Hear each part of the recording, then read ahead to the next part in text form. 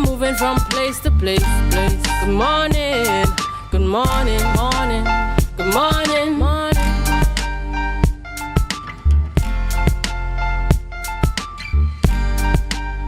Good morning, viewers, and welcome to Youth Wednesdays here on the Tobago Updates Morning Show.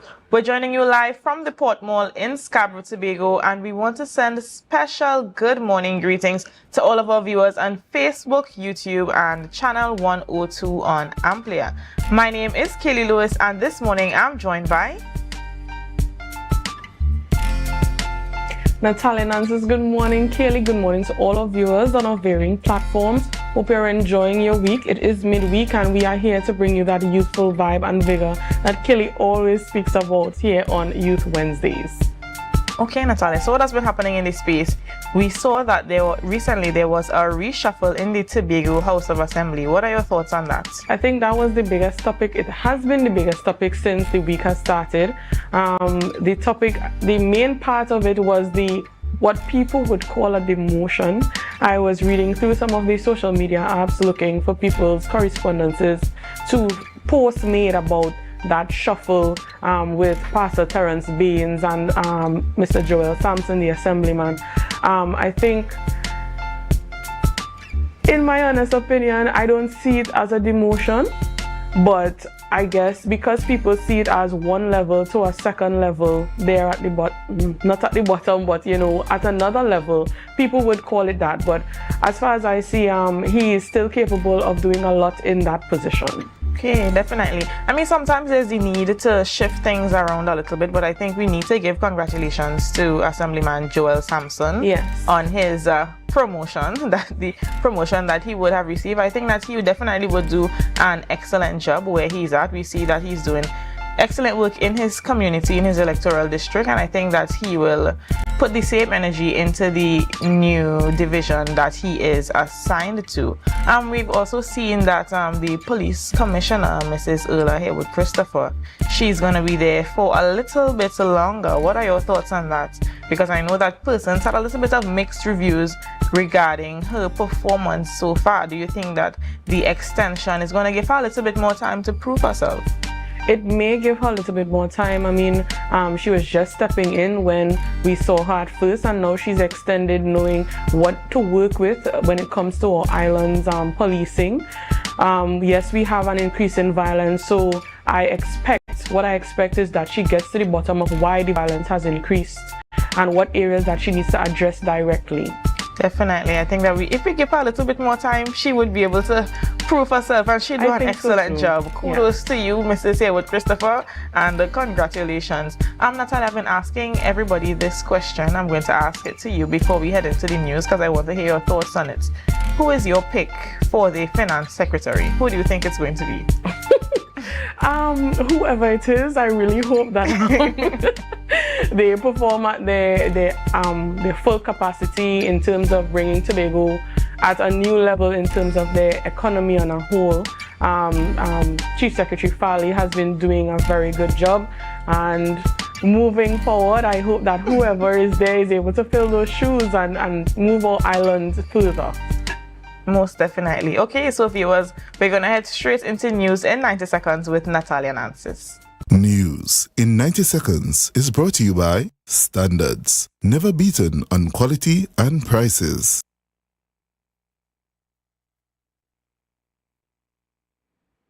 Thank you, Kaylee. Here is your news in 90 seconds for Wednesday, May 15th, 2024. Secretary in the Division of Infrastructure, Quarries and Urban Development has been appointed to the position of Secretary in the Division of Community Development, Youth Development and Sport. Sampson assumed his new role by taking the oath of office and received his instrument of appointment from President Christine Kangaloo at the President's house yesterday. Meanwhile, Assemblyman Terence Baines, who held the position of Secretary of Community Development, Youth Development and Sport, has been reassigned as Assistant Secretary for Infrastructure. Baines will receive his instrument of appointment tomorrow as per a statement from the office of the Chief Secretary. Connect Caribbean, a private sector-led initiative aimed at enhancing sea transport in the Caribbean, has accelerated its timeline to launch a regional ferry service. Following a partnership with Jampur Group, a shipping conglomerate based in Dubai, they anticipate commencing cargo shipping as early as August or September 2024, instead of the planned November start. Chairman Ambassador Dr. Andre Thomas emphasized the goal of improving trade and food security by connecting businesses and entrepreneurs across the region. CEO and Technical Officer Dr. Patrick Antwine emphasized the initiative aligns with CARICOM's goals to reduce the food import bill by 25% by 2025. Head of the Confederation of Regional Business Chambers, Vivek Charan, expressed hope for Police Commissioner Earl Harewood Christopher to address issues related to firearm user license and the misuse of CCTV cameras by gangs. He congratulated Harewood Christopher on her extended term and urged her to streamline the firearm user license process. Sharon emphasized the challenges faced by business owners due to the country's crime situation and raised concerns about gangs using CCTV cameras for criminal activities. He urged the police commissioner to promptly address these issues while stressing the importance of individuals being able to defend themselves in the absence of police presence. And that was your news in 90 seconds. Life is good with Zero. Zero interest for 6 months. Zero down payments. Zero stress payment plan. That's right. With Standards My Terms, we are putting the power of zero in your hands. Now, you can get that new sectional, fridge, stove, or TV for zero down. Pay zero interest later and enjoy a zero stress payment plan plus quick approval within 48 hours. Standards. Never beaten on quality and prices. Thank you, Natalia, for that wonderful read of the news. Okay, so we have one birthday for this morning.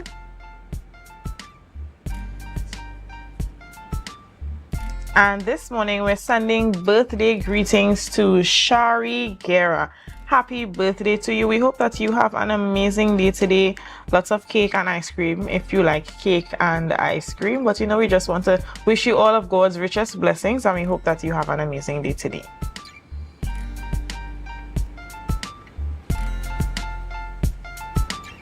Okay, so Natalia, do you want to give the viewers the rundown for this morning? Not a problem, Kaylee. So what we have in store for viewers this morning, Miss Natasha II, International Advocacy Against Child Abuse. Then we'll have Kevin Smith, Vice President, and Colleen Sylvester, Assistant Secretary, speaking on World Bee Day. And of course, last but not least, Nkosi Phillips, Political Leader of the Unity of the People, on the THA reshuffle. We're going to hear the opinions. Okay, so we sound like we have a very interesting show for you all this morning. Viewers, we're going to take a short break and we are going to be right back. Remember to share the live, share the live, share the live.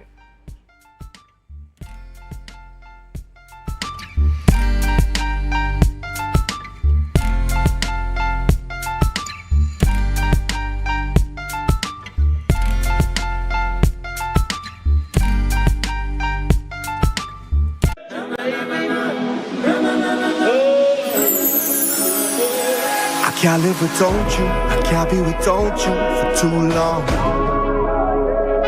Cause when I'm around you, I feel like the heavens is coming down. I feel it in my soul every time we on the road is a miracle. A million strong come together.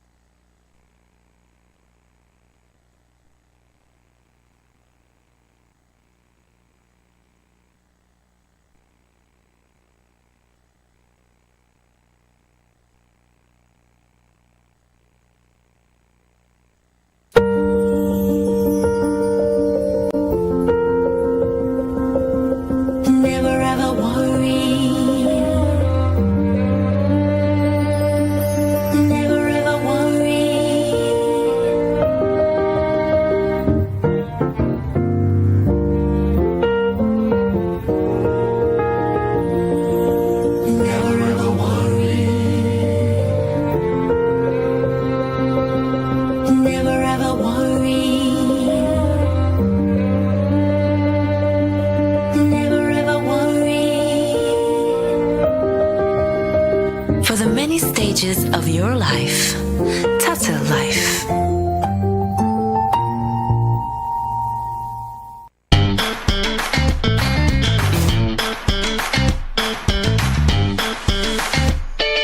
Need a fresh start? Upgrade your life with the things you want. At Standard Distributors in Canaan, life is good with zero. Get that amazing fridge, the stylish sofa with zero down and easy financing. Your dream house is within reach. Visit Standard Distributors today. Life is good with zero.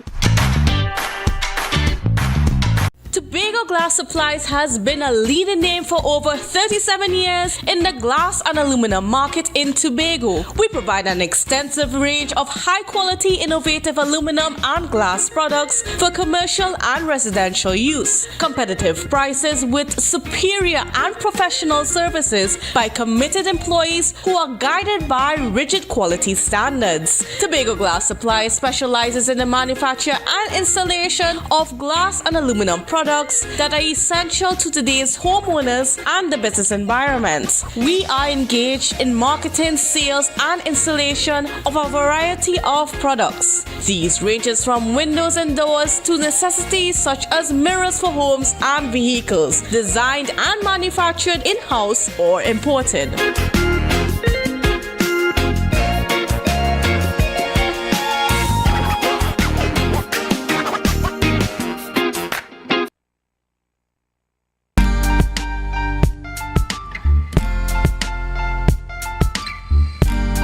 Put a smile on your face when you're moving from place to place. Good morning, good morning, morning, good morning, morning. Good morning, viewers, and welcome back to Youth Wednesdays here on the Tobago Updates Morning Show. This morning, we're chatting with Miss Natasha Second about the International Advocacy Against Child Abuse program launch. Good morning to you, Miss Second. Good morning to you. Good morning to all the viewers. Okay, wonderful. So tell us a little bit about yourself, your capacity at the division. Well, I'm here today to talk about my NGO, International Advocacy Against Child Abuse. So I'm the founding director, one of the founding directors of that organization. We began in 2009. It was in response to how Tobagonians treated with issues related to child abuse, such as incest and so on, back then. You know, it was a pronouncedly more restrictive and taboo than it is now. There's a little more leeway, people understand it more, and people speak out a little more. But the way it was treated then was very, very closed, and so we wanted an avenue where people could learn about the different types of child abuse and how to overcome the traumas associated with it, and so on. Okay, and what was the driving force behind you starting such an organization? Right. Well, we got together because we felt that we needed one organization that could attract the collaboration of other organizations so that we could meet the needs of families more readily. Women, children in households within our communities, be able to teach them more about different forms of child abuse and overcoming the trauma that is associated with it. Okay, wonderful. And in terms of the organization itself, is it something that you would have recently done? Is it something that you had you were thinking about it for quite some time and you just only now started doing something? What was that experience like? Right. So we started in 2009, I said. We have been formally registered, so we are a registered NGO. And we've been doing a number of different activities, seminars, workshops, or fundraisers include, little bake sales and so on. But last year, between October of last year and January of this year, we did a pilot project. It was called the One Hot Meals Project. What we were doing was trying to reach people at the more basic level. Sometimes persons might go hungry. Sometimes people, during their frustration, the periods of frustration, might strike a child because they feel isolated and they feel a little desperate. So one of the needs we wanted to meet for some of the families that were still struggling post the COVID period was at least providing one hot meal for them. So we did this pilot project that allowed us to interact with 40 families in Tobago that were in need. So we actually did hampers, we did a hot meal down at the shop at Food Hub, and we made notes of how the women and the children participated. So there was a training component to it, and we focused on financial literacy and how they could improve their circumstances. And from that project now, we're going to launch a program, a 6-month program. And our program, the general title is Healthy Children, Wealthy Nation. So that launch is taking place next Tuesday at the Scarborough Library from 5 o'clock. So all of the persons who would have participated in that pilot project would be welcome to come, as well as any families who feel that they would benefit from what we have to offer. Okay, and tell us a little bit more about that program itself. Right. So we're going to have several components to it. The hallmark activity will be a training program. So we're going to start officially in June, and we're going to be inviting persons to learn different things each week in small sizes. In education, they call it scaffolding. So one thing on top of the other, just like a scaffold for a building. So we're going to begin the first Thursday of the month. Every month for 6 months, we're going to be doing financial literacy. So it will be basic training, things like what is a budget, how they can organize their budget, what your incomes are, all of your streams of incomes as opposed to your expenditure, what is an asset versus what is a liability, and look at how they have been managing their financial affairs to see if they on their own, after they get the training, can develop the better skills to manage their finances. So week 1 will always be focused on financial literacy. Week 2 will be English language, any practical component of English language. So letter writing, how to prepare an email, how to fill out forms, complete forms, to access services, how to find agencies in the government or private sector to help them to advance their causes. Week 3 now, that's the life skills component. We're going to bring in persons to deal with agriculture, nutrition, and so on, very practical elements. And then the 4th week, we'll have the distribution of hampers and the original hot meals that we were doing. So it's an entire program at the end of which we hope that we'll be able to develop these families within our community. Okay. So we could launch them out so they have better qualities of life. Definitely a comprehensive approach to alleviating that issue of child abuse here in Tobago. Since your company was founded in 2009, how much of an impact would you say you have had on young children in terms of, your main goal, your claim to fame is child abuse, advocacy against child abuse. So how much of an impact would you say you have had since then? I think it has been tremendous, particularly because of the collaboration. You see, the child abuse, the impact that you may have as somebody who is a victim of child abuse can last throughout your life as an adult. So when we interact with families, it's not just to deal with a potential incident of whether it's physical, emotional, psychological, or whatever abuse that the children may be facing. It is to deal with the hurts that those mothers, those fathers may have endured when they were children and they did not get over, and they passed that kind of negative behavior or toxic kind of trait onto the children and onto their generations. It's a way of helping families to heal from different forms of trauma, but in a very practical sense. A lot of persons feel alone, they feel isolated, they feel like they cannot achieve the things that they want to achieve. And so if we spend a little time is a precious commodity to us all across the world today, but if we spend a little time and reach out and just try to assist the adults who manage households to overcome their past trauma, we can have less incidences of violence and crime and so on, especially against our young people and by our young people. Definitely an interesting approach to it, because we know that it starts at the head of the home. The children only pick up what they see the parents or the guardian or whoever doing. So if someone is interested in joining, being a part of your organization, how can they contact you? Right, so my contact number is 384-5711. 384-5711. You can send me a text. You can go on my Facebook page and inbox me, etc. And we are having this program launch. Everybody is welcome to attend. We are launching our program, Healthy Children, Wealthy Nation. Tuesday, the 21st of May, we are going to be at the Scarborough Auditorium, and we're going to be having a good time. A nice little program to launch it, and we are welcome to attend. Okay. And in terms of knowledge about child abuse, because maybe there are kids who they're being abused, but they're not certain that it's child abuse. They think that this is the normal way of life. Is your organization doing anything in terms of educating children or educating the parents? Because maybe the parents don't know that what they're doing is abusing their children. Are you going into the schools, or are you teaching that at the workshops? What is that going to be like in terms of educating? Mm-hmm.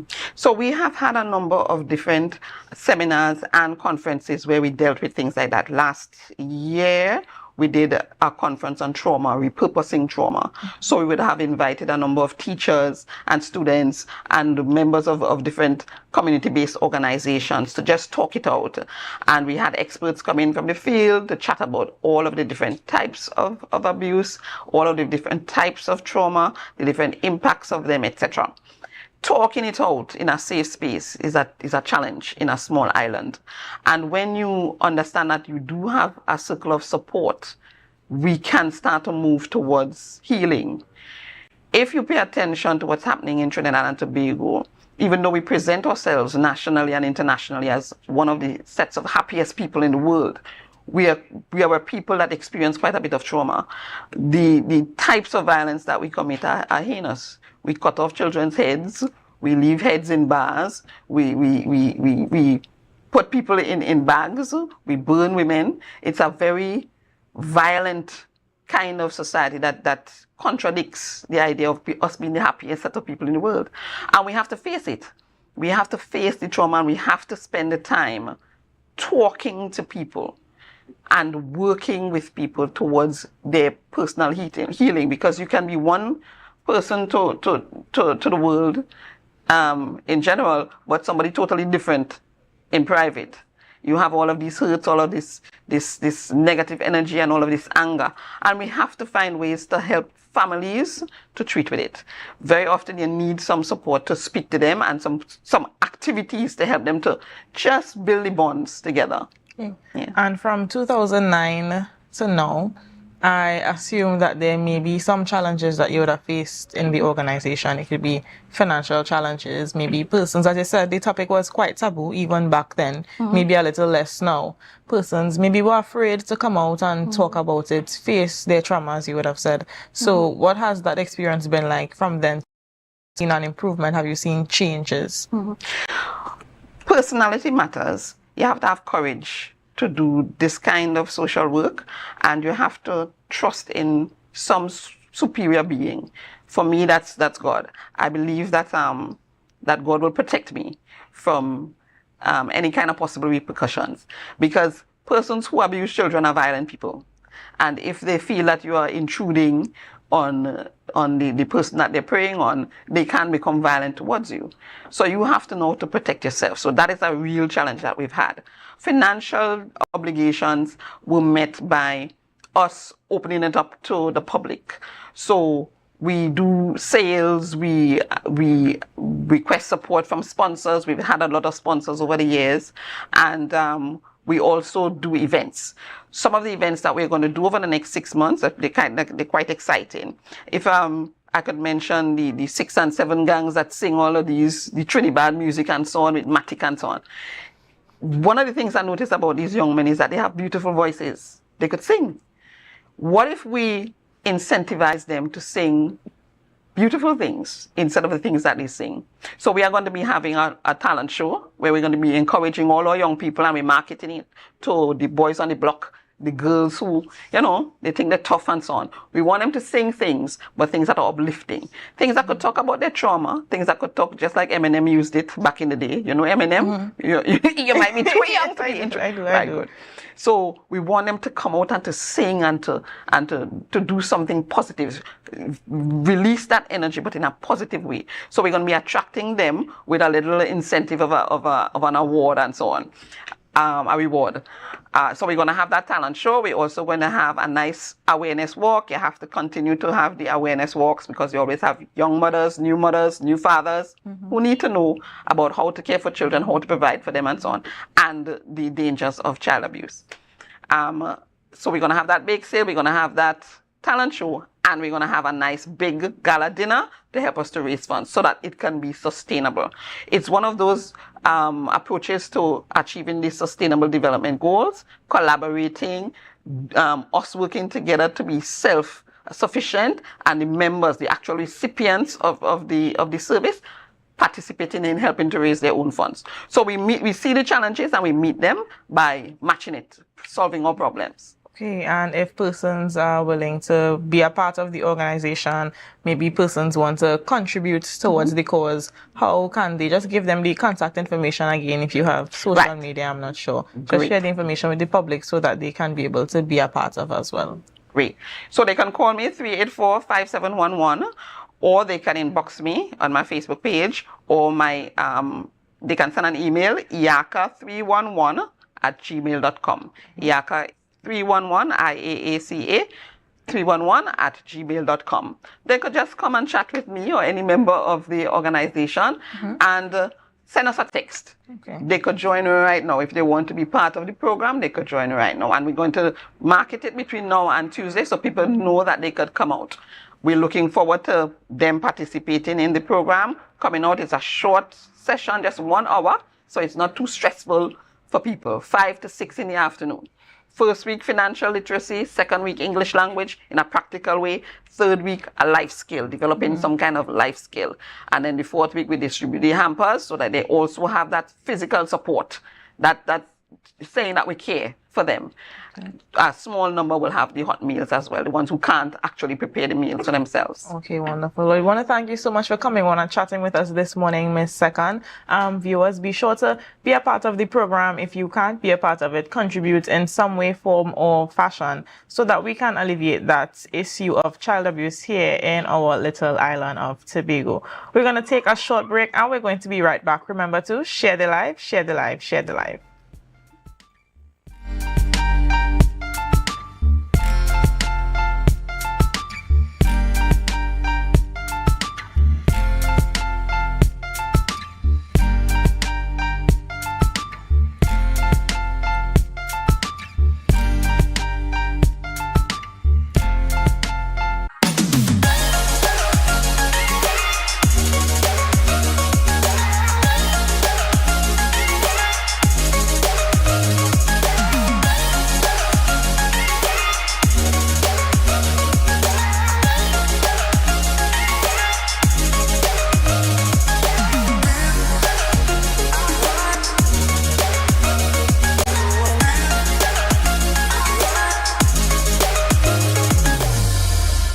The best place to stay in Tobago is at Thorn's Place, with rates starting as low as 200 TT. Call or WhatsApp 745-7306 or 682-8676. We are located uptown Scarborough, 5 minutes away from the port. Remember, at Thorn's Place, our aim is to make your stay safe and affordable.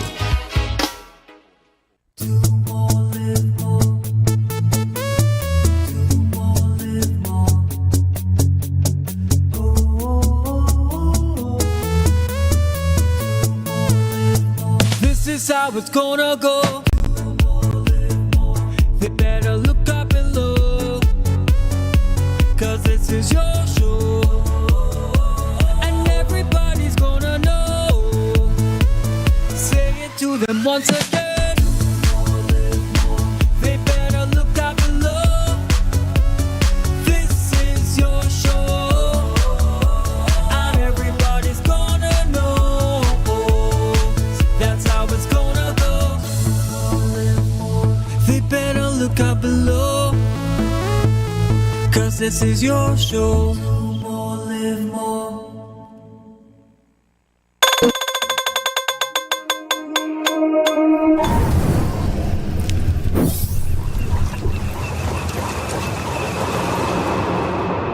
No place like home, home, home.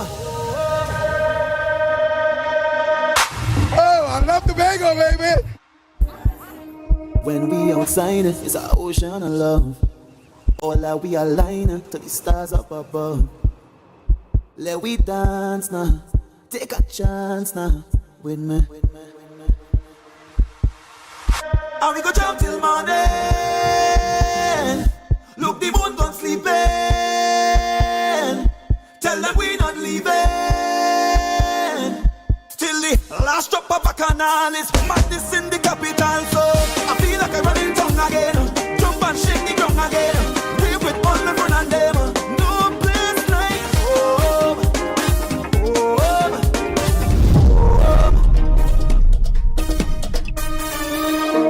We go jump till the moon come down. It's we who the stars shine on. Play a mass and break away. Freedom in with DNA.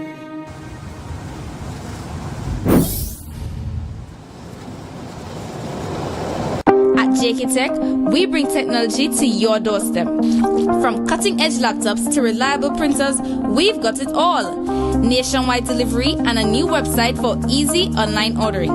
JK Tech is your one-stop shop for your electronics and computer needs. Carrying top brands such as Acer, Samsung, HP, and much more. Follow us on Facebook and Instagram at JKTechTT or visit jktechtt.com. Quality tech is just a click away. JK Tech. Evaluate your shopping experience, your tech, your way. Call or WhatsApp 383-2651. Shop smart, shop JK Tech.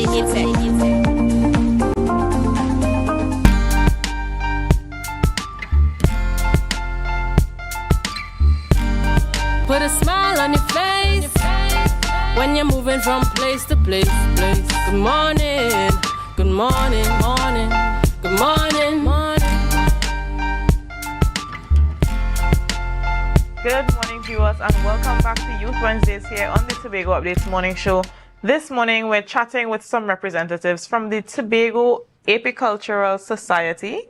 They are Mr. Kevin Smith, he's the Vice President, and Ms. Colleen Sylvester, the Assistant Secretary of the organization. Good morning to you. Good morning. Okay, wonderful. So tell us a little bit about the Tobago Apicultural Society. Well, it's a group that was created over 30 years ago to represent the beekeepers on the island. What we do, we help in advocating for issues, any guidance that is needed. It's also a good source of reference in talking to older beekeepers, exchanging any problems or ideas to go forward. Okay, wonderful. And what are your positions like? What do you do in your roles at the organization? I know that you are the Assistant Secretary, but what Apicultural Society? Well, in most organizations, the vice president is usually standby in case something happens to the president. But in our organization, we have the vice president usually leading in the educational aspect of it, also the research and development part of it as well. Okay, and what are some of the things that your organization has done so far, some of the projects that you have executed? Well, currently we have, this would have started a couple of years ago, and that would have been under Mr. Everall, who was the former president, would have been started at APRI at Hawkins Cure. The purpose of that APRI is to ensure that the knowledge of beekeeping is spread via hands-on knowledge, including of having the necessary, let's say, nukes, the starter colonies, to assist the new beekeepers in getting along in beekeeping. Okay, and Ms. Sylvester, Yes. Let's talk about your experience so far at the Tobago Apicultural Society. What is it like being a part of, a beekeeping society in Tobago? I would say it's a niche. Not a lot of persons are interested in it. What has that experience been like? It has been a rewarding one. I was introduced to this society when I was introduced to bees, and when I became a beekeeper, I was registered under the umbrella of TAS, right? And it has been a thrilling experience working along with the bees, understanding what they do, understanding their importance, understand how they contribute to food security, enjoying their nectar and pollen and whatever they create, especially the honey. And that is that aspect of it. That's the work side of it. But in terms of like being I was a secretary previously through the years, my eyes were open to a lot of things in terms of the laws, the bylaws that governs the industry and that type of thing.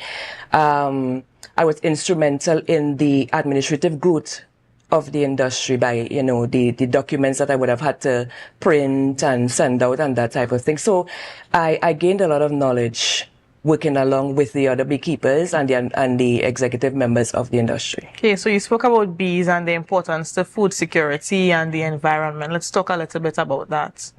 Why is it important for us to have bees even? Well, you see, the beautiful thing about that is most of the thing we eat is pollinated by some form of pollinator, mostly bees.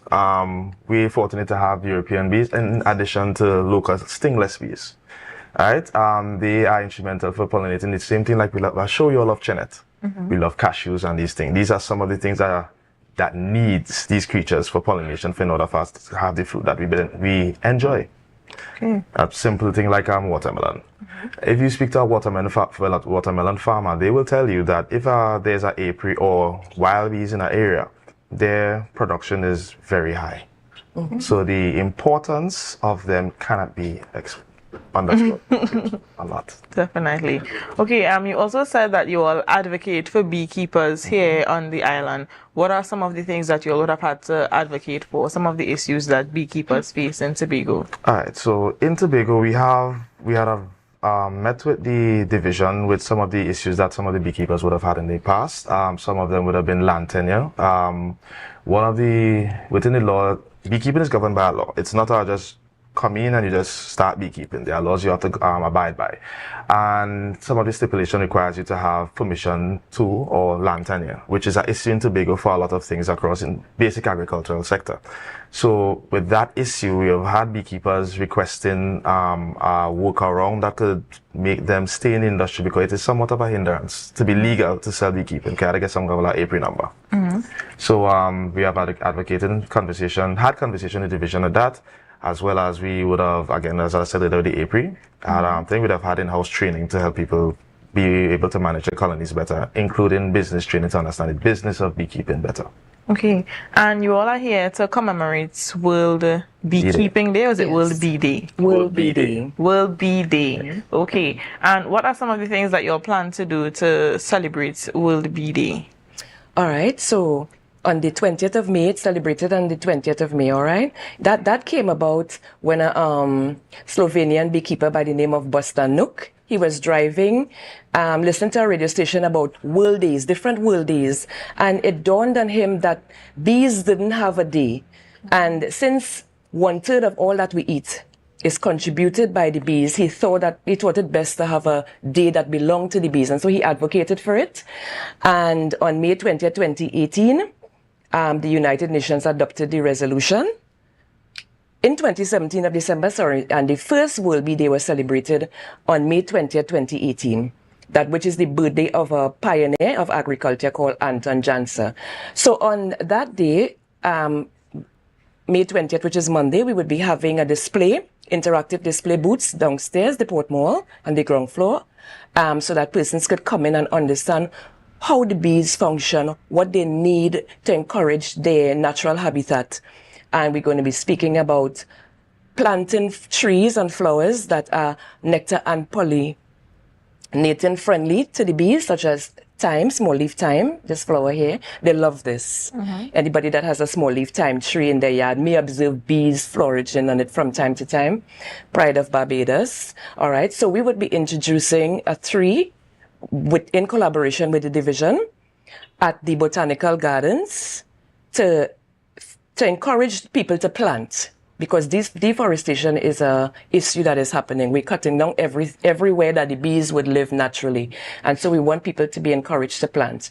And so those are the two things we would be doing on May 20th. We're going to have the interactive booth at the Port Mall, and we're going to be introducing a tree in the Botanical Gardens. All this in collaboration with the division. Okay, definitely. And in terms of some of the other projects that you all would have done as the Tobago Apicultural Society throughout the years. Okay. Well, like I said, we'd have had lectures and classes we'd have had in the past a queen rearing situation where that we'd have realized that now beekeeping is not only about honey, like everybody believes it is. There are other products of the hive. We have beeswax. As you can see, we have soaps and stuff we could make from the beeswax. We have pollen, we have propolis, we have royal jelly that we could get from it. Another product we do sell is the queen bee itself. In the past, we'd have had program where we'd have tried to introduce the Tobago market into selling queens to Trinidad, which have been successful, and it has actually started on its micro industry within the industry, which is that the people in Trinidad and Tobago so far benefit from European queens, which is docile, well, more docile than that of the Africanized queens bees out of Trinidad. So we'd have realized and stimulated a movement from queens from Tobago to Trinidad to facilitate that need for a more calmer stock of bees. So that is something that we're very instrumental of late. And from that, like I said, a small industry was born where people now do direct transfers and sale to Trinidad. Okay, so we have the products here. You know, she started talking about the Pride of Barbados and the small leaf thyme. But let's talk a little bit about the products that you will have, the production, you know, from the bees. I know it's the Tobago Apicultural Society, so I'm not sure if everybody contributes and does one product. So if different beekeepers would sell their products separately. Yes, that's right. Currently, that is what is happening. Every individual would have their product, their own number, and they will sell to whoever buys from them. What we encourage the public to do, because yes, we are aware that there are fears on the market of fake honey and all adulterated honey. So what we encourage people to do is to buy from their local beekeeper. Be familiar with the beekeeper in your area and try to support them. And if that individual runs out, they must be able to reference you to somebody trustworthy within the society that they could say this product from the XYZ is also genuine. Okay, maybe they could even have a stamp of approval from the Tobago Apicultural Society. Yeah. So when we go into the grocery and we see Tobago Apicultural Society, we know that this is a trusted brand and we can buy this honey, right? Okay, so before we wrap up, just give the viewers a little bit more information on your proceedings that's going to be happening on Monday 20th at the Port Mall and at the Botanical Gardens. From what time is going to be happening, what time you'll be closing off, how they can participate and that kind of thing. Right. All right, we aspire to begin at the Port Mall at 10 a.m. We're going to be having the demonstrative hive, which is the live bees enclosed in a hive. That is going to be safe to observe how the bees operate. And in doing so, we're going to explain to you the life cycle, the lifespan of the bees, and exactly what is happening in the hive so that you will have a full appreciation of the end product. That would be one. Then we're going to have information as to how you can become a beekeeper. So as you visit the booth, you would learn a number of things. How to become a beekeeper, how lucrative the industry is, what are the benefits of consuming the products of the hive, how is honey good for your health, what it can do, that type of things. We'll have questions and answers. We're going to have video presentation on various aspects of the bee life, beekeeping. We're going to encourage planting of the trees. We're going to have a list of trees that you can plant, bee-friendly plants. All right. And at the Botanical Garden, we aspire to put the plant in the ground at 11 a.m. We would have invited from the division, the secretary, the administrator, the technical officer, and their team to be part of us turning the sod to put that plant in. And that is how the day's activity is going to roll out. We would be at the Port Mall from 10 until, so chances are we can cut off at 4 based on the public interest. We would want to aspire to reach as much persons as possible. So on the day, we would have things for sale as well. They could purchase their items, or even if we will have contact information for various beekeepers throughout the island that you can get in contact with to buy your stuff going forward. Okay, thank you all so much for coming on and chatting with us. Viewers, be sure to check out the Tobago Apicultural Society on Monday 20th, 2024 here at the Port Mall from 10 a.m. and at the Botanical Gardens from 11 a.m. They are celebrating World Bee Day, so be sure you come out and support. Bring some cash so that you can buy something. And we're going to take a short break. Remember to share the live, share the live, share the live.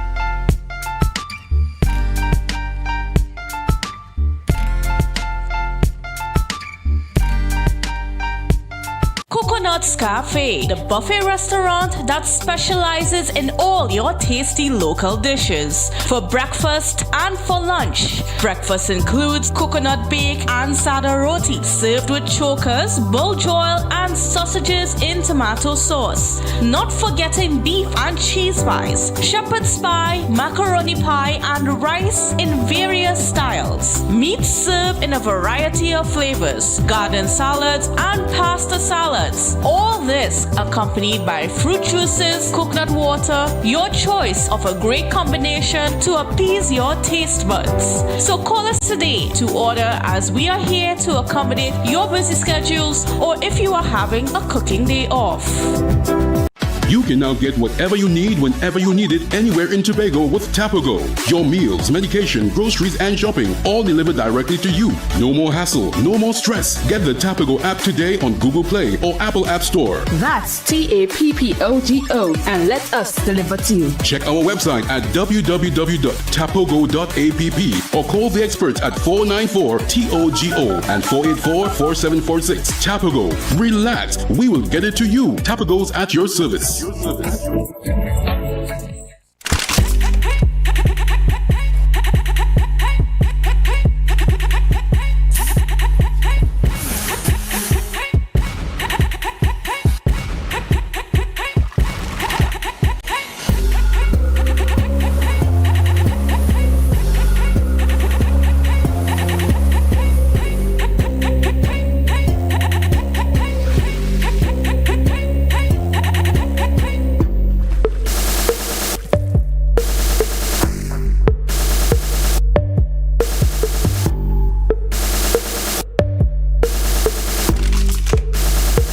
MI4 Security Services Company is the most advanced security service in Tobago. Ask about our cash and transit service. It's safe, risk-free, reliable, and timely. We provide safe banking delivery for all business types and sizes with highly trained staff, 24/7 monitoring, coordinated emergency response, and a well-maintained fleet of armored vehicles. Contact us at 660-7723 or visit our website at www.mi4securitytt.com to sign up today.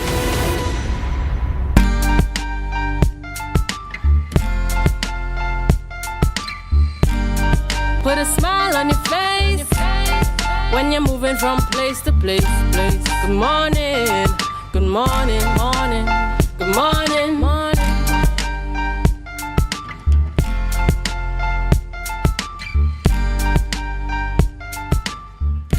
Viewers on our varying platforms, good morning to you. We are back here on the Tobago Updates Youth Wednesdays. This morning, we continue our discussions on the reshuffling of the THA organization. We are joined here with political leader to the unity of the people, Nkosi Phillips. Good morning, Nkosi.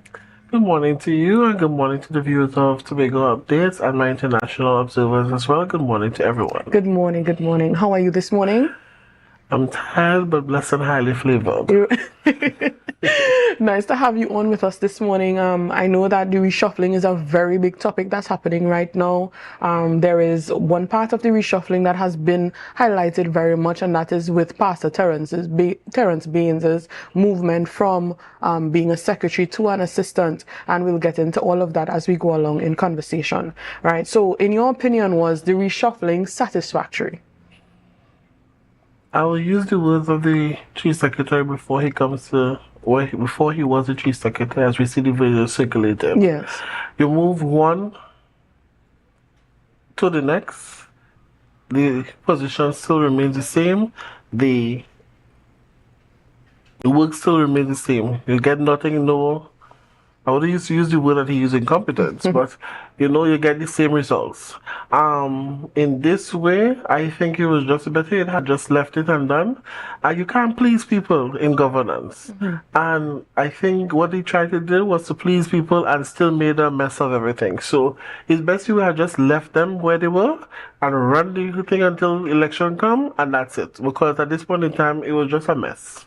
Okay, so do you think the reshuffling was based on the performances of these secretaries, seeing that you mentioned that if you shift them anywhere else, they might do the same thing? Well, the council secretaries, the assistant secretaries, we didn't see really any, we saw demotion into a promotion, and it wasn't a touch base on the secretaries, which were the ones who were given trouble. Where we have Trevor James, the Secretary for the Division of Infrastructure, is the one who's really targeted with a furious amount of allegations against him, and up to now he can't be touched. And we see in the reporting articles that, you know, there were the internal bacchanal because who don't want to move, and, you know, you just give life to what people were saying. So, you know, congratulations to Mr. Mr. Sampson. Sorry, Mr. Okay. Sampson on this position. I don't believe anything great will come out in terms of.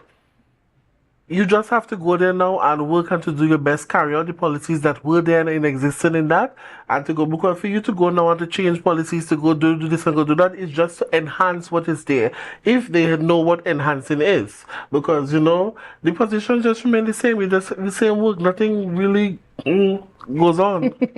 Okay, so what do you think are the pros and the cons of this reshuffling? Because, I mean, you mentioned that there is work to still carry on, but what do you see being the pros and the cons of the reshuffling?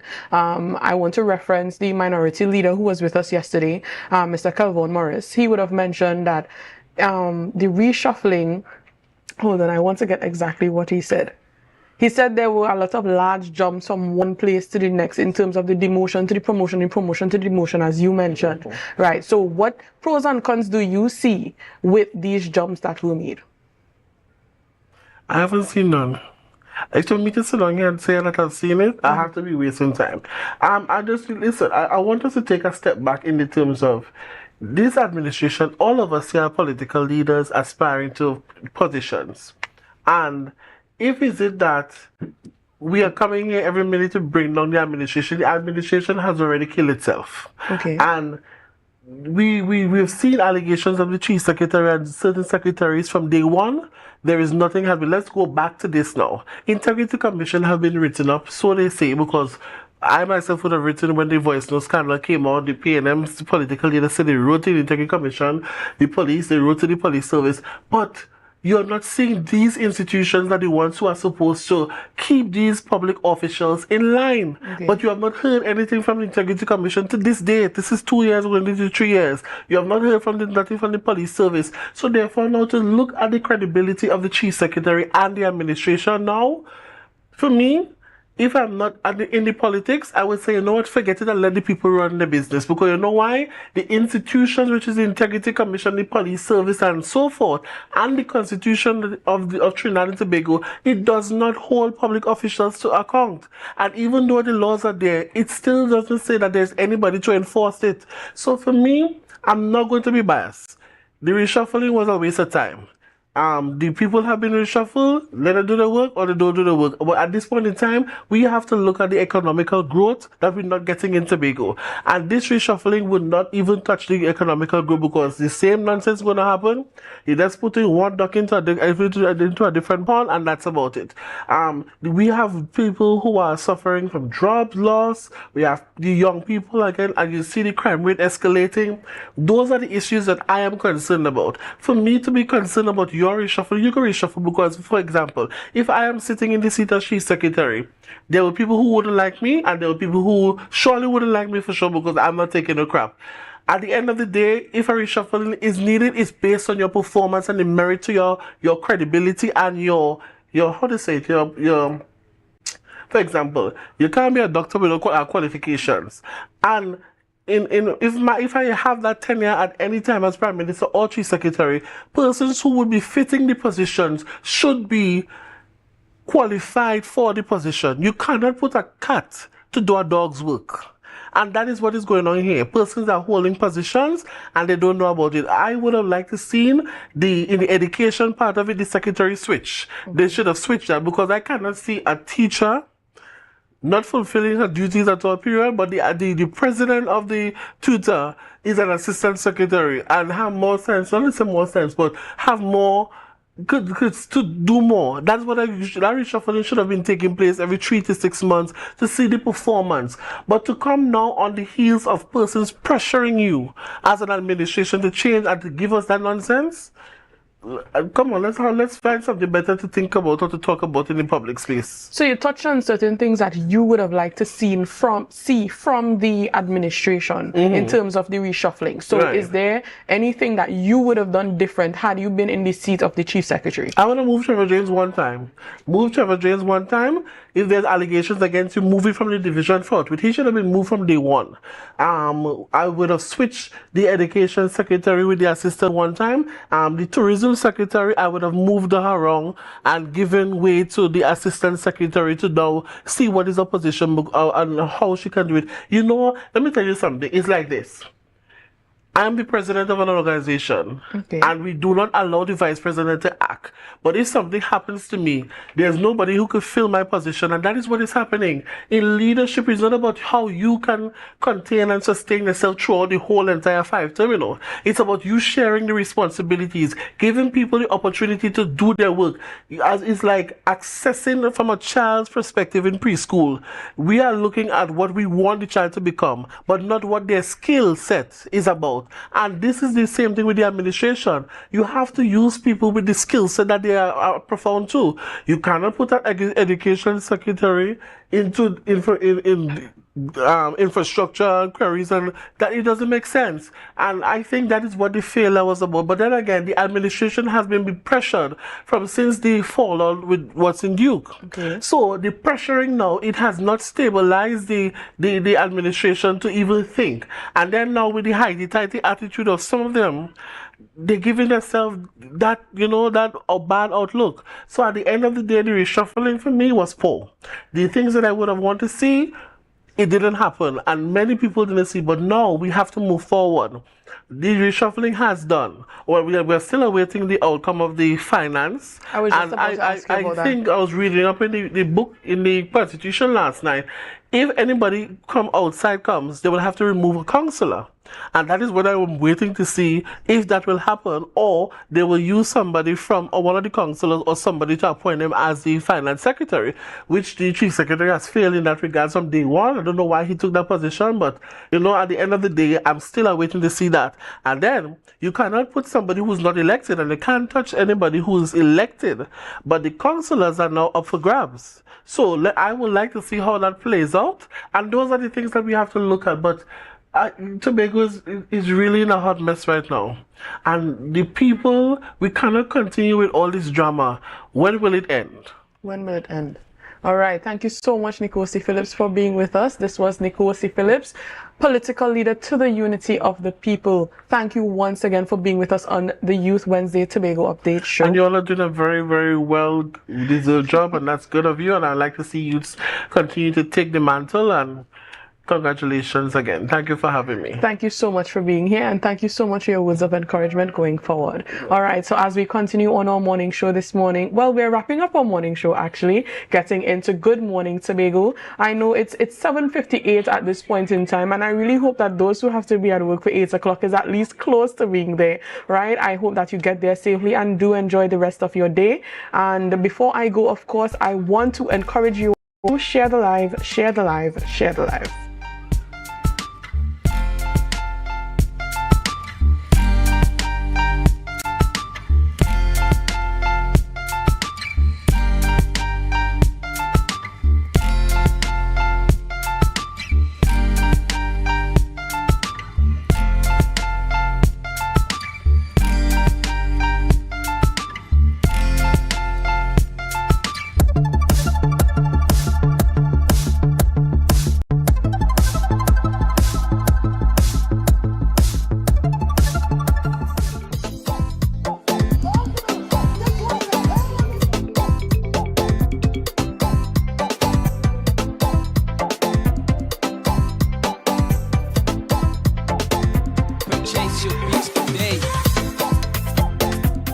This is my first race for the day. I've been around the goat racing since little, so I grew up with an idea. This could be my second to third year of running goat. I felt very good when I come down and I see her in front. Felt very nice. So long to get a good racer and you like the thing, you're going to put everything into it. And I call it jockey and say, look, we're going to dominate today. We're going to dominate. You win Friday with Latin Lover. I need you to put down your best foot forward. And so done, you do the work. I came here with my family and they thought it was a good idea that I come to participate in the event. I train with UE at the St. Augustine campus here. This is my first time here, so it's pretty fun. And while winning my event was the icing on the cakes. We're spending Easter in Tobago, so we said this is something that they should see. Yeah, I think it is a wonderful thing to do for Tobago, and I like the community spirit and the environment and of course the entrepreneurs down there with the food and the craft, and so I think it's excellent. Today we have burgers, we have hot dogs, we have chicken and chips. Sales has been going pretty okay thus far. Yeah, it's a nice experience. As you see out here today, we have a lot of niche type businesses, a lot of small or micro businesses on the outside, so a lot of persons get the opportunity to display what they have. It's been amazing. Watching the goats is wonderful, but also the bonnet competition is quite something. Yeah, really good fun, really enjoyed it. Yeah, it's been crazy. We haven't seen anything like this at home. It's really great. The races are fun to watch. All the vendors have good food and attractions. Yeah, I like it because we get to see animals that we usually don't get to see normally in Canada or like Tobago. My snake is my favorite animal. I don't know, I just have always really liked snakes. We have little garter snakes in our backyard that I always catch and always used to catch. This is an event that normally caters to the family, and once we are able to bring families together, once we are able to execute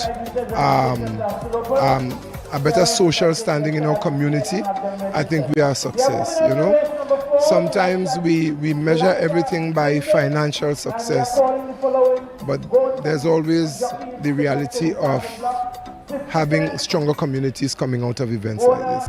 That was a production of the Department of Information, Office of the Chief Secretary, Tobago House of Assembly.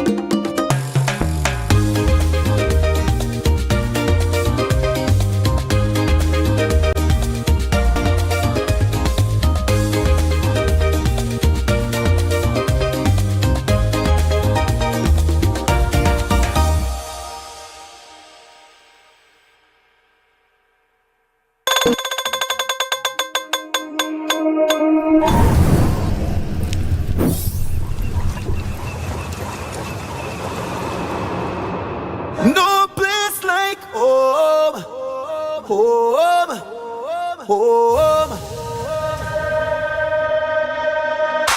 Oh, I love Tobago, baby! When we outside, it's an ocean of love. All that we align to the stars up above. Let we dance now, take a chance now with me. And we go jump till morning. Look, the moon gone sleeping. Tell them we not leaving till the last drop of bacchanal. It's madness in the capital, so I feel like I'm running tongue again. Jump and shake the ground again. Live with all my friends and them. No place like home, home, home. We go jump till the moon come down.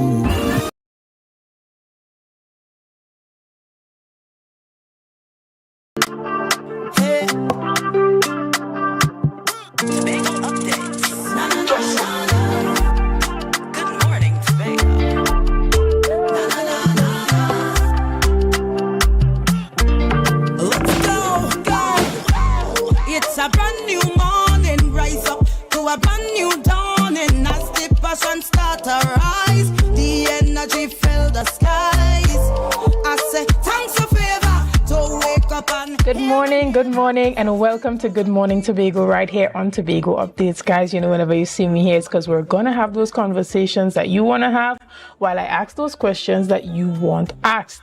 But before we get into this morning's conversations, we're going to have on News in 90 Seconds. News in 90 Seconds is brought to you by Standards, never beaten on quality and prices. Assemblyman Joel Sampson, who served as Assistant Secretary in the Division of Infrastructure, Quarries and Urban Development, has been appointed to the position of Secretary to the Division of Community Development, Youth Development and Sport. Sampson assumed his new role by taking the oath of office and receiving his instrument of appointment from the President, Christine Kangaloo, at the President's house yesterday. Meanwhile, Assemblyman Terence Baines, who held the position of Secretary for Community Development, Youth Development and Sport, has been reassigned as Assistant Secretary for Infrastructure. Baines will receive his instrument of appointment tomorrow, as per a statement from the Office of the Chief Secretary. Additionally, Connect Caribbean, a private sector-led initiative aimed at enhancing sea transportation in the Caribbean, has accelerated its timeline to launch a regional ferry service. Following a partnership with Jampor Group, a shipping conglomerate based in Dubai, they anticipate commencing cargo shipping as early as August or September 2024, instead of the planned November start. Chairman, Ambassador Dr. Andre Thomas emphasized that the goal of improving trade and food security by connecting businesses and entrepreneurs across the region. CEO and Technical Officer Dr. Patrick Antoine emphasized that the initiative aligns with CARICOM's goal to reduce the food import bill by 25% by 2025. And finally, head of the Confederation of Regional Business Chamber, Vivek Sharan, expressed hope for Police Commissioner Erla Harewood Christopher to address issues related to firearm users' licenses and the misuse of CCTV cameras by gangs. He congratulated Harewood Christopher on her extended term and urged her to streamline the firearm users' license process. Sharan emphasized the challenges faced by business owners due to the country's crime situation and raised concerns about gangs using CCTV cameras for criminal activities. He urged the police commissioner to promptly address these issues while stressing the importance of individuals being able to defend themselves in the absence of police protection. And that was on News in 90 Seconds.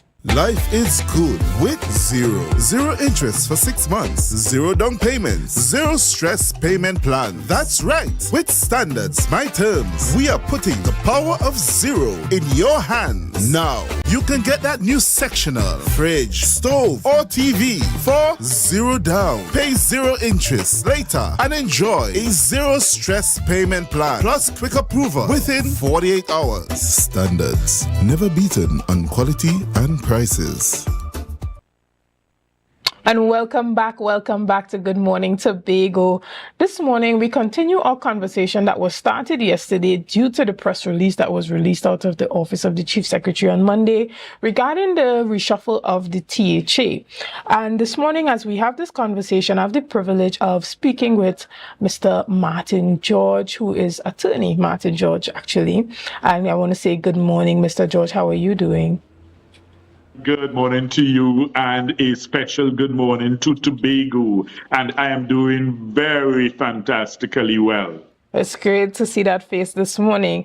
Now, the conversation continues to go on about this reshuffle that we saw on Monday. As we start the conversation, do you have any opening thoughts? Well, the thing is, a reshuffle such as this is basically akin to a cabinet reshuffle in the national parliament. So it's really a human resource exercise. So in other words, you are, using your human resource management skills to say, well, okay, look, I have tried John in this position, but the thing is, I think that his skill set is more ideally suited to this other area, or I need to bring in a new person entirely into this capacity to be able to perform the roles and functions. So what I found was absent or missing from the press release or even from the office of the Chief Secretary was any explanation to Tobagonians as to the rationale for the changes. So, I mean, the fact of the matter is that, yes, it's easy to, decry the changes as, you're just reshuffling the same old deck of cards, or you're just recycling, the same old people. But the fact of the matter is, if there is some reason or rationale behind it from a human resource management perspective. So in other words, you need to come forth and explain to Tobagonians and say, hey, listen, this person who I am putting here as an assistant secretary, they bring this skill set to the table.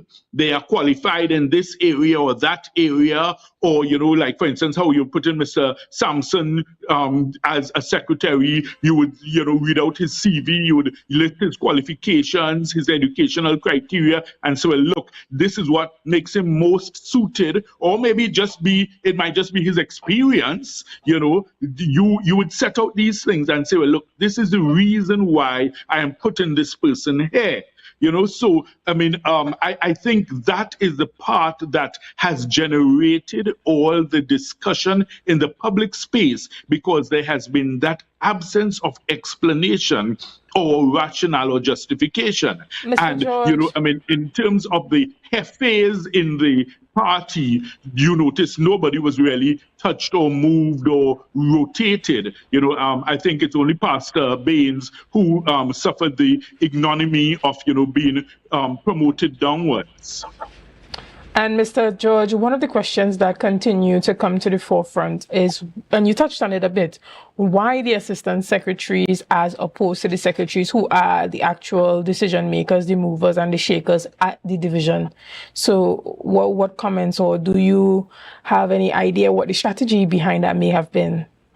Well, that's the thing, and that's where it's difficult to read into the mind of any politician as to what their thinking is or their logic is. And that's why I am saying that Mr. Augustine ought to come forth to the people of Tobago and explain his rationale. Because remember, he does have the prerogative to be the one to advise the president, listen, we want this person here, we want that person there, we want, so he does have that power and authority.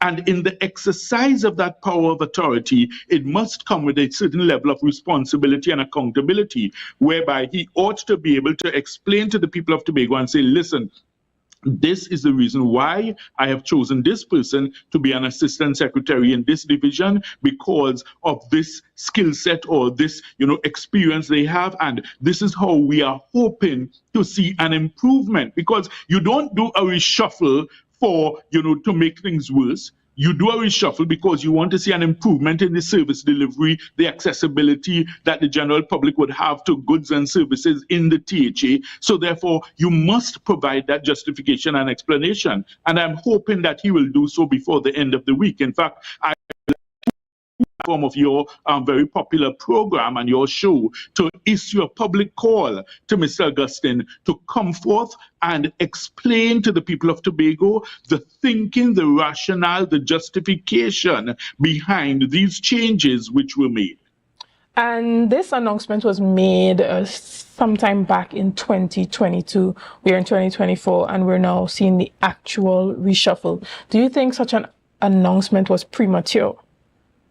Well, the thing is, I think that given the length of time that the idea has been floated and bandied about, I think it really has, instead of it having the effect of a big bang, it's more like a damp squib. So the thing is, it really is, and that's why my initial reaction, I said, it really amounts to much ado about nothing, because in other words, for almost 2 years, there's been this talk about a reshuffle. And then, if it is that, if you think of, say, for instance, a deck of cards, and, you're only reshuffling the lower number cards that have little value, and you're not dealing with the face cards, then people will say, well, come on, you're just engaging in sophistry. Few months left up until the next election. Well, first we will see the general election happening. Do you think that such a reshuffle can be effective in the political strategy of this current administration? Well, the thing is, I don't know what is the political strategy of this current administration.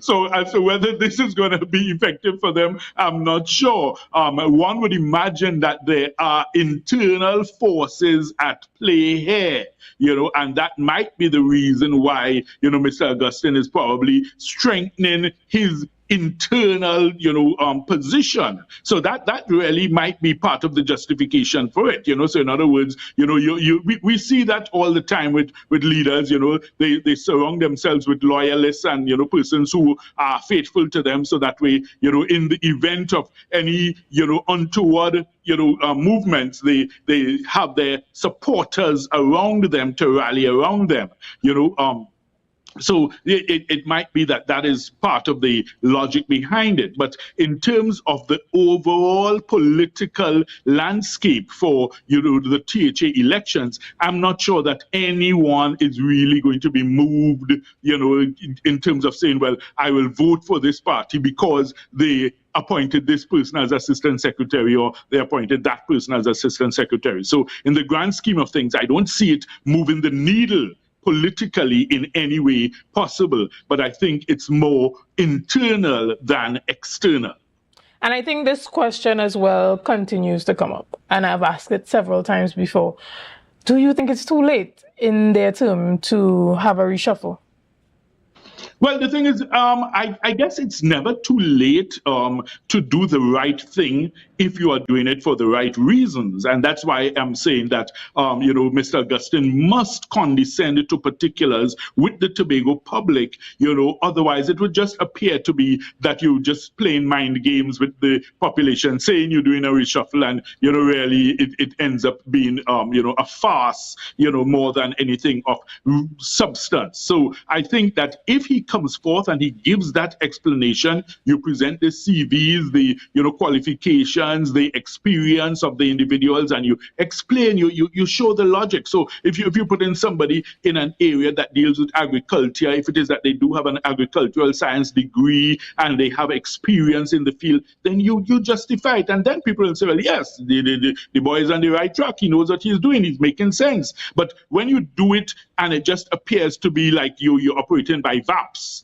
and there's no accompanying explanation or justification, then I'm not sure that you are necessarily winning over anyone who may have been unconvinced by your efforts in office thus far. Okay, and during the campaign, we saw that this current administration, they signed what we deem to be a social contract. And during that process, the chief secretary he stated that he had the power to discipline any member of his administration, including Mr. Duke. Do you think that this reshuffle comes as a part of him, trying to discipline his administration? Well, the thing is, as I said, it may be an internal realignment exercise based upon what is going on within the bowels and the bosom of the party. So it might very well be part of that. However, the reality is that for the public consumption, it does not appear to have the effect of bringing anybody to heel. Of course, when he took action against Mr. Watson Duke, that was very dramatic. That was very, it was very clear that you were taking charge, you were taking control. And in fact, it ended up with Mr. Duke being left with a party with no followers. And, Farley ended up with followers and no party. That's how they parted ways. But the point is, at least that action was very decisive and clear that the public could have seen, well, look, yes, you are taking some firm, decisive step. In terms of this reshuffle, as I said, without the accompanying, explanatory notes. And, Mr. Augustine, as a former teacher and educator, he knows the importance of putting in your explanatory notes. It's like you're telling children, don't just show me the answer, show me the working, show me the arithmetic, how you got to that answer, or you're preparing a thesis and you must put in your bibliography. Mr. Augustine is familiar with all these things, that you must cite your references, your sources, your justifications. So I think that he needs to do that, to assuage the concerns of the public and to let people understand, well, look, there is a method to the madness. Okay, and we want to thank you so much, Mr. Martin George, for coming on with us this morning and putting your 2 cents in there. We always value your opinion, so thank you. Guys, we're going to have a You are break most welcome, and I just hope that it was worth.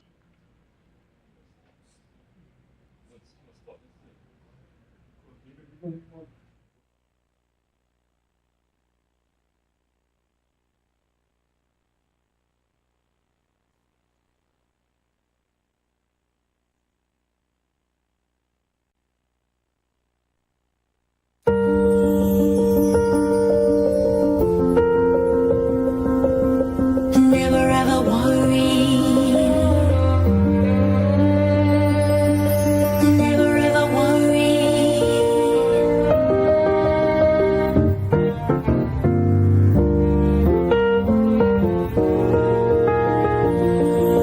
Never ever worry. Never ever worry. Never ever worry. For the many stages of your life, Tata Life.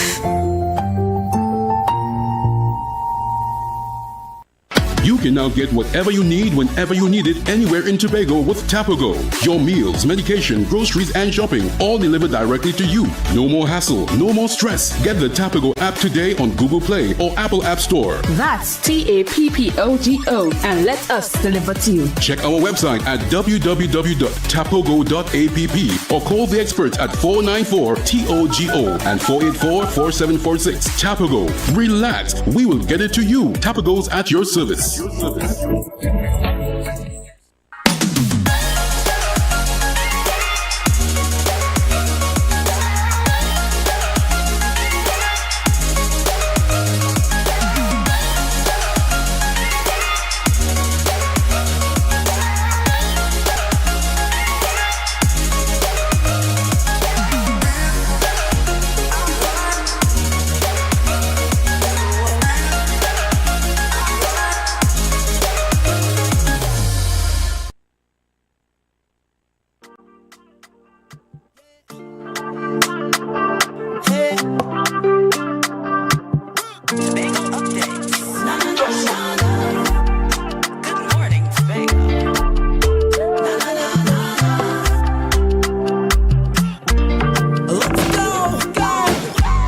It's a brand new morning, rise up to a brand new dawning. As the passion start to rise, the energy fill the skies.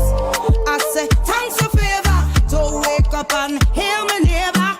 60,000 people strong, and the vibes is never. Again, and welcome back to Good Morning Tobago right here on Tobago Updates, guys. If you missed it this morning, we have started off our conversations with Mr. Attorney Martin George, and as we continue, we are talking about Salt Awareness Week. And to have this conversation with me, I have the lovely Renique Thomas, who is a registered dietitian at the TRHA in the Department of Community Nutrition Unit. How are you doing this morning? I am quite fine, thank you. Oh, it's great to have you on this morning. Lovely. Love your color, very nice color that you have there. Thank you. Yes, and this morning we're talking about Salt Awareness Week that starts from the 13th, well, started from the 13th of May and is going all the way up to the 17th, which is this week. And so tell us a bit about what Salt Awareness Week is. Does it have anything to do with hypertension, or it's just sodium? Okay, so Salt Awareness Week is basically, it's like a global annual event. So like you said, it starts from the 13th of May and it actually runs straight through up until the 19th. But the 17th of May is actually World Hypertension Day. So throughout this time, we basically spread awareness. We go out into the communities and we educate our population as it relates to the risks associated with excess salt consumption. And we try to basically just encourage persons to pay attention, to watch out for how they are eating, how much salt they are using in like their meal preparation and that sort of thing, because of course the research is showing how detrimental that excess salt consumption is over time. So it's basically a period where we just educate the public, raise that awareness and that sort of thing. Okay, so when we talk about salt consumption, now a lot of the meals that we consume, especially in the Caribbean, we can't make it without having some salt there. So how do we strike the appropriate balance between having that good taste, right? Or that Caribbean taste, but also maintaining the health component of our meals? Yes, traditionally we do use a lot of salt in meal preparation. We love very highly seasoned foods, and that's one of the things that we are known for, which is okay. And of course, the recommendation, it's not that you are not allowed to have any salt at all or not use any salt at all. But it's more about cutting back or trying to limit the salt consumption and trying to, of course, use other ways in which you flavor the food. So it's not just salt alone that you want to use in terms of seasoning and that sort of thing. You want to use your fresh seasonings, your herbs and your spices and that sort of thing to try to give the food that flavor and start, weaning yourself off of the excessive amounts of salt in itself and the use also of, some of those, pack seasonings and those types of things. So it's more about, trying to get the flavors through natural means and that sort of thing. Right. So when we look at when salt is introduced to the diet of the average citizen, you have very small children consuming highly salted foods and snacks. How do we strike the balance where our kids are concerned, and when is the appropriate time to start introducing any kind of foods that have salt in it? So of course, salt would be in many of the foods that we consume. As it relates to children, we do have a situation where they do consume a lot of snacks that are very high in salt, which is why, of course, we are dedicated at the Community Nutrition Unit, especially this week. We are going out into the schools and trying to educate the young children as it relates to, cutting back on some of the salt and paying attention to some of the snacks that they use. It is a very difficult thing to do. It's very challenging to try to get the children to reduce the salt consumption because, of course, it's children. Children love to consume snacks. I would say that as the adults in charge of the children, the onus is on us to try to encourage them from the very beginning, as it relates to healthy snacks. Start encouraging them with fruits and healthy snacks, things that they can use as opposed to the unhealthy packed snacks that they are in abundance out there right now. So if we basically just try to start encouraging them with their fruits and their vegetables and many other healthy snack options that there are out there, we will see that over time, even if they are exposed to some of these things, sometimes the majority at the end of the day is what you do overall that counts. So if 80% of the time a child is consuming healthy fruits, healthy vegetables and things like that, and then it's only occasionally that they would go and get these unhealthy packed snacks or those types of things, then you do the best that you can, and the child would, at the end of the day, it's the overall picture that matters. Excellent. And you said that you guys have an awareness event that's taking place on the 17th. And this is on Hypertension Day. Yes, so we basically have activities throughout all of this week, actually. So like I mentioned before, we are in the schools. We are in several schools doing programs with the children to help them to understand salt and salt awareness. We are also at several workplaces doing workplace wellness initiatives throughout this week, where we, alongside our primary care nurses, we are going to be doing screening, blood pressure testing, blood sugar, cholesterol, and all these different things in the workplace, weight and body composition assessments and that sort of thing. On the 17th, we are at Penny Savers Canaan, and we will be doing outreach activity to the public, where we are basically just offering the same services, the same screening. Come get your blood pressure tested, test your body weight, have mini nutritional counseling sessions and that sort of thing. Excellent. And on Thursday, you guys are going around to the different offices. Is it only THA offices that you would be going to? No, we have a few other organizations that we will be at. To be honest, I can't pull them up off the top of my head right now, but it's not only the THA organizations. Excellent. And so if persons want to get into contact with you guys directly, how can they do so? So we at the Community Nutrition Unit, we are based at the Scarborough Health Center. So if anybody wants to get information as it relates to, salt awareness, they can always come to see us at the Nutrition Unit at the Scarborough Health Center. Excellent. And is there any anything you want to say to Tobagonians to encourage them to watch their salt as well as partake in this Salt Awareness Week? Yes, of course. I would just like to encourage persons. The onus is on us as individuals to pay attention to our health. And in so doing, we have to monitor our salt intake. We have to pay attention to how much of that salt we are getting in our diet. So always be mindful. Watch the type of foods you are consuming. Watch how much or the percentage of the processed foods that you are having, your ultra-processed foods. Learn to read your nutrition facts labels, to be mindful of what to look for. Be mindful of how to point out whether a food is high in salt, whether it is low in salt, and just have that general understanding so that you can increase the quality of your life, because hypertension is a really serious issue now. A lot of persons are diagnosed with hypertension, and we want to do as much as we can to help to encourage persons to try to prevent that sort of thing, and also for persons who already have hypertension, how they can go about better managing their condition. And I think one of the things that we have to encourage and remind people is that hypertension is not specific to age. Even young persons are often suffering with hypertension. So, Ronique, I want to thank you so much for joining me this morning. So well spoken. Such a pleasure to speak with you this morning. And I look forward to hopefully speaking to you again on many other dietary issues. Right? So I will see you again soon. Thank you very much. Thank you for sticking with us through this session. We will have a quick break and I will see you soon. Thanks for favor to wake up and hear my neighbor.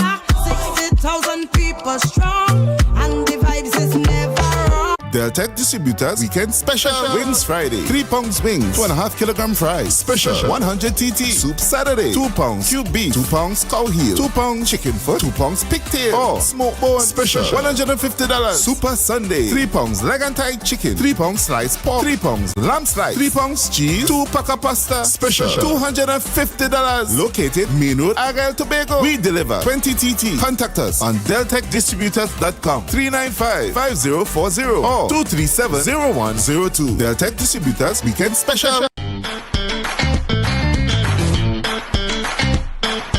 Need a fresh start? Upgrade your life with the things you want. At Standard Distributors in Canaan, life is good with zero. Get that amazing fridge, the stylish sofa with zero down and easy financing. Your dream house is within reach. Visit Standard Distributors today.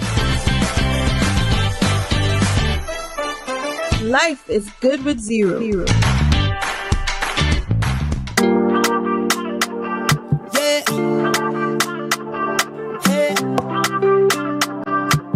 Tobago updates. Na, na, na, na. Good morning, Tobago. Na, na, na, na.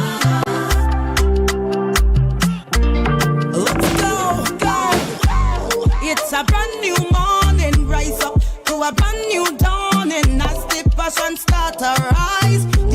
Good morning and welcome back to Good Morning Tobago right here on Tobago Updates. We are back with more conversation, and as the topic continues regarding the Tobago House of Assembly reshuffle and governance here on the island of Tobago, I'm gonna have a quick conversation with Mr. Barrington Skippy Thomas, and he will be joining us virtually. Good morning, and how are you? Hi, good morning. I'm good, thank you. Are you hearing me clearly? I can hear you absolutely clearly. How are you doing? Great. I'm good, thank you, my dear. It's nice to see you. So I know that you may have been paying attention to everything that's unfolding here in the political arena, as well as within this administration here on the island of Tobago. And we see that a reshuffle took place on Monday, mostly among assistant secretaries, with one secretary being shifted to the Division of Infrastructure as an assistant secretary, and one assistant secretary being promoted to the office of secretary in the Division of Community Development. Have you been paying attention, and what comments do you have on this? Yes, I've been paying attention to it. I could say this, that whole exercise was really one of pernickety. And it was really, really nonsensical. I mean, the more you twist your head to try to understand what it was about, no real rationale could come from it. Because it would seem to me that if there ought to be a meaningful reshuffle, then it's the secretaries that have to be reshuffled, not the inconsequential assistant secretaries. And in the case of Mr. Baines, there's no doubt in my mind whatsoever that, I mean, I think Baines is a good person, a decent man, but he was a non-performer as a community development secretary. I mean, I don't know of any community development achievement since he was there, and community development is a very low-hanging fruit. But to replace a former senator, to replace a former government senator to add, a person who was part of a national government, and I only raised that with the view that surely, and he was also an advisor to the Minister of Justice. So I raised those issues and those references to Baines in regard that he would have, well, ought to have a vast amount of governance experience, and to replace him with a more inexperienced person, then that is really not an issue about the competence that I have complained out about Mr. Baines. I still maintain I don't think he was a performer. I think he was an incompetent secretary. But to replace him with a more experienced person, then that reeks more of internal rift and politics and not necessarily performance.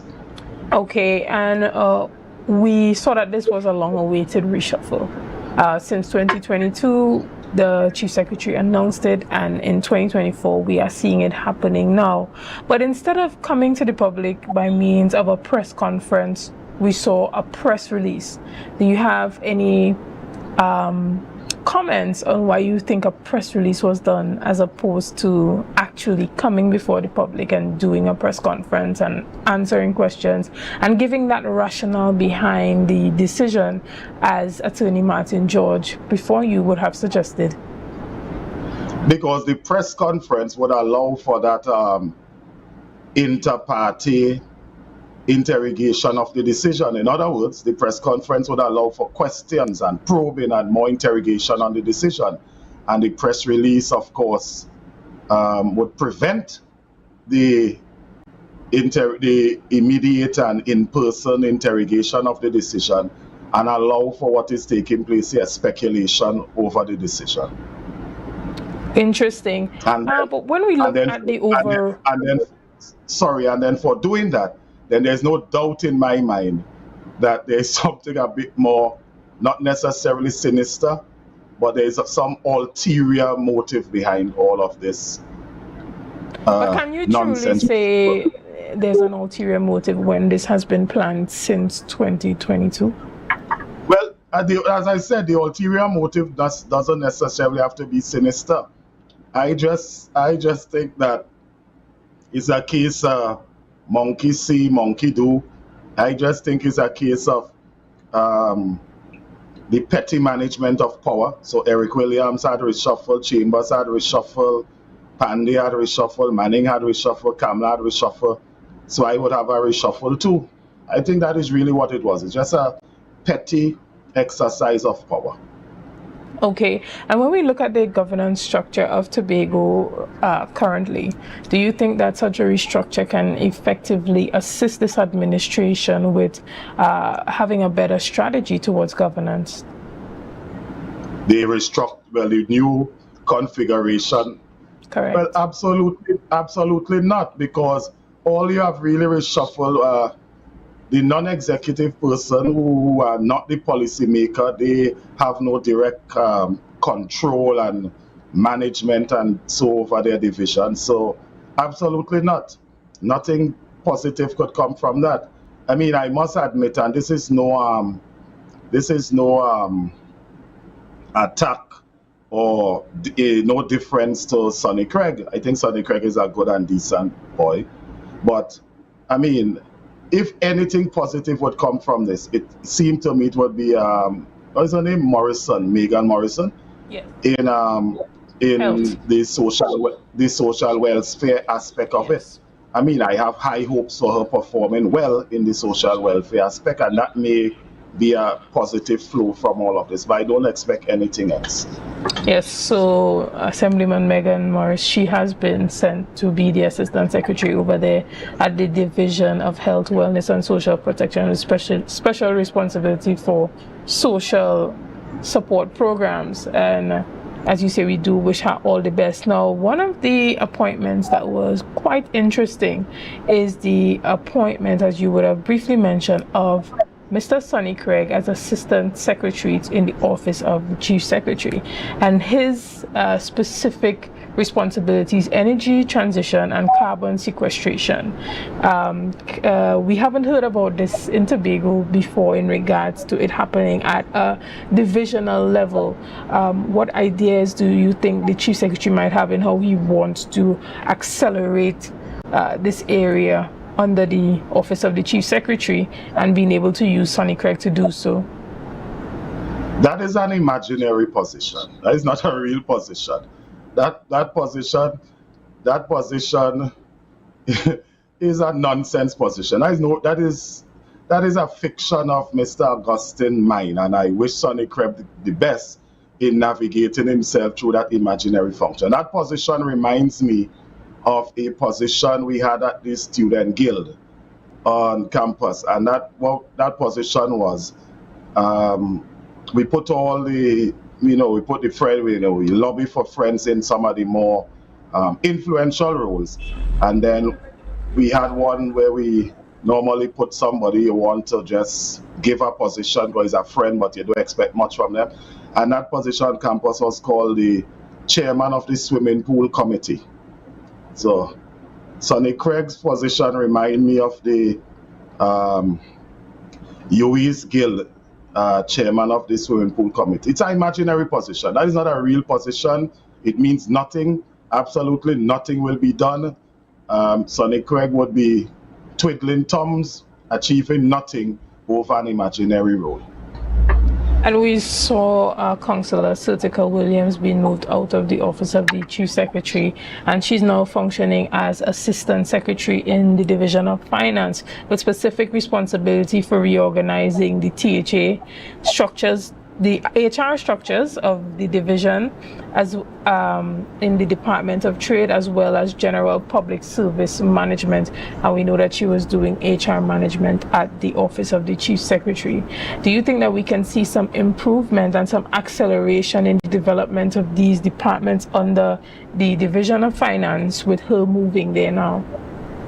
Well, I'm very happy you have asked me that question, and my short answer to that question would be yes. And because there is no doubt about was it Miss Williams or Williams, Sertica Williams, or yes, there is no doubt about her competence in that regard. In fact, I could tell you this. I once sworn to secrecy when he told me. James Lambert, the president of the NUGFW union and the president of NATOC, told me at Piarco Airport, since Sertica were in the public service with Ho-Choi, she have always been a very formidable negotiator and manager of the public service. And just like him, I expect her to do well in that role. And there's no doubt in my mind about that. So maybe that is another positive to look forward to. But I don't know if she had to be. Well, I guess I imagine why. I think the Chief Secretary said he would relinquish the Division of Finance, and she was in the office of the Chief Secretary. So yeah, maybe So maybe there is some very rewarding things to expect from that appointment, because she is a professional. She's extremely competent at those matters. And my thoughts are, if that is the case, why not make her the secretary? The Secretary for Finance? Yes, and those matters. Her specialty is in HR, so you are saying that she should have been appointed to the Secretary of Finance? You do not call members specialty is really civil engineering, eh?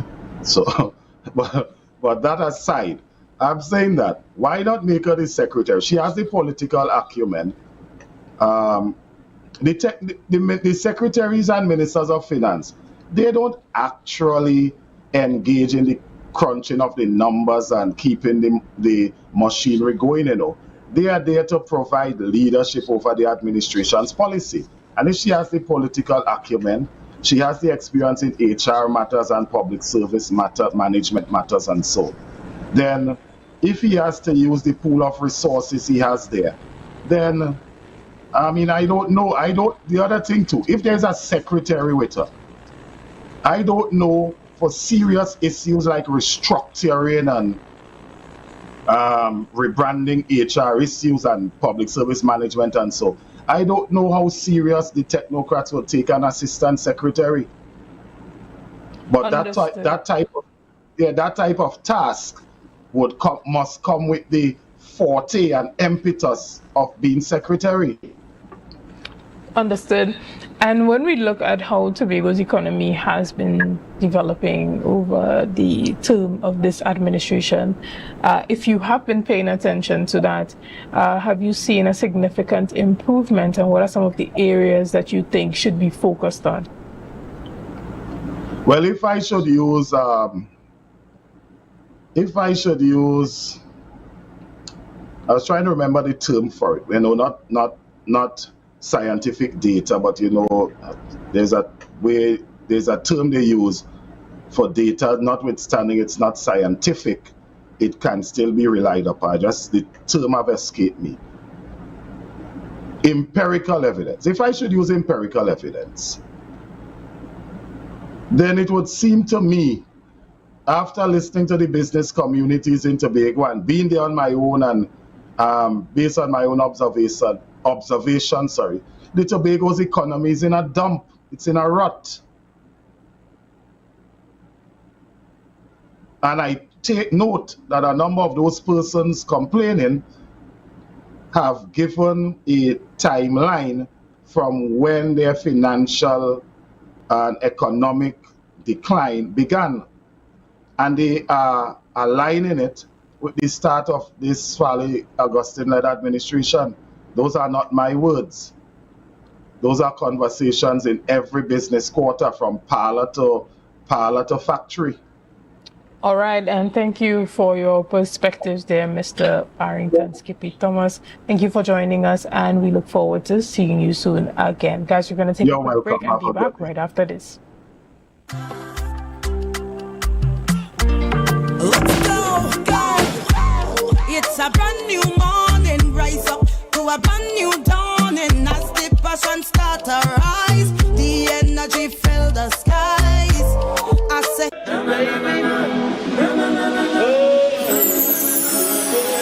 I can't live without you, I can't be without you for too long. Cause when I'm around you, I feel like the heavens has come down. I feel it in my soul every time we on the road, it's a miracle. A million strong come together.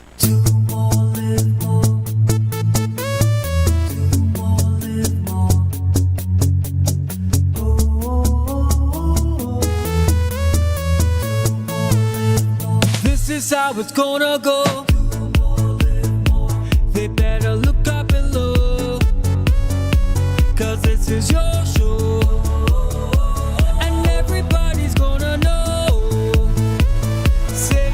them once again. They better look out below. This is your show, and everybody's gonna know. That's how it's gonna go. They better look out below, 'cause this is your show. More, live more. MI4 Security Services Company is the most advanced security service in Tobago. Ask about our cash and transit service. It's safe, risk-free, reliable, and timely. We provide safe banking delivery for all business types and sizes with highly trained staff, 24/7 monitoring, coordinated emergency response, and a well-maintained fleet of armored vehicles. Contact us at 660-7723 or visit our website at www.mi4securitytt.com to sign up today. Tobago Glass Supplies has been a leading name for over 37 years in the glass and aluminum market in Tobago. We provide an extensive range of high-quality, innovative aluminum and glass products for commercial and residential use. Competitive prices with superior and professional services by committed employees who are guided by rigid quality standards. Tobago Glass Supplies specializes in the manufacture and installation of glass and aluminum products that are essential to today's homeowners and the business environment. We are engaged in marketing, sales, and installation of a variety of products. These ranges from windows and doors to necessities such as mirrors for homes and vehicles, designed and manufactured in-house or imported.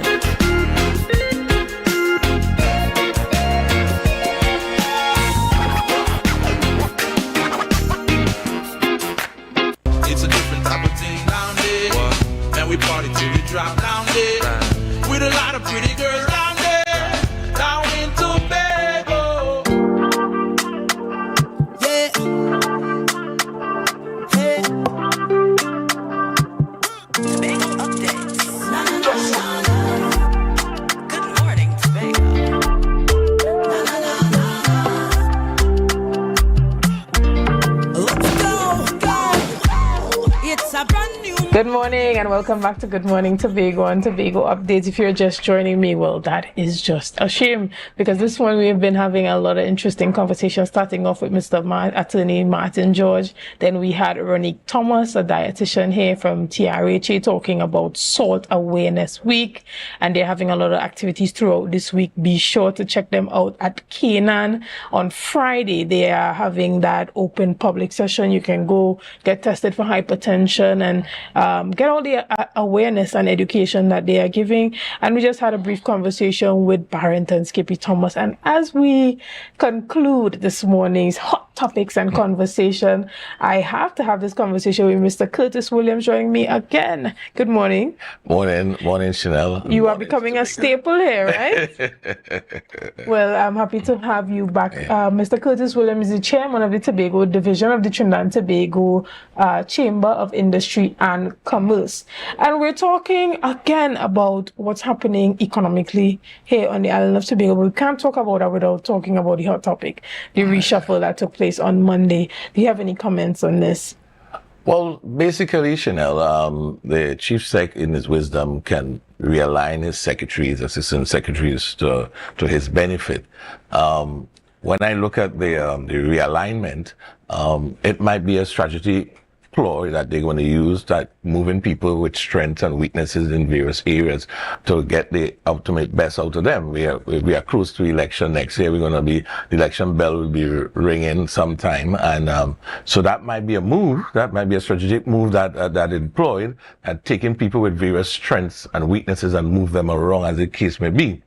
But my main thing is we want to look at performance. We want to see what the average man on the ground gain for the various divisions across the THE, what the average man have gained in terms of what they have done for the various areas. So that's the performance appraisal we want to look at. So we want to look at each division and what they have delivered per se to the various parts of Tobago going forward.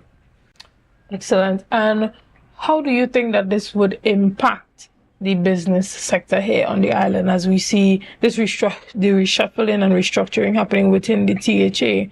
Do you think that it creates an effective strategy that would trickle down not only to the man on the ground, but also to the business community on the island? Well, just as you indicated, it might be just an effective strategy to push things forward as we know election is going near. And so we will monitor the situation and seek the development. The interested one is the appointment of a Secretary for Finance. That's an interesting one.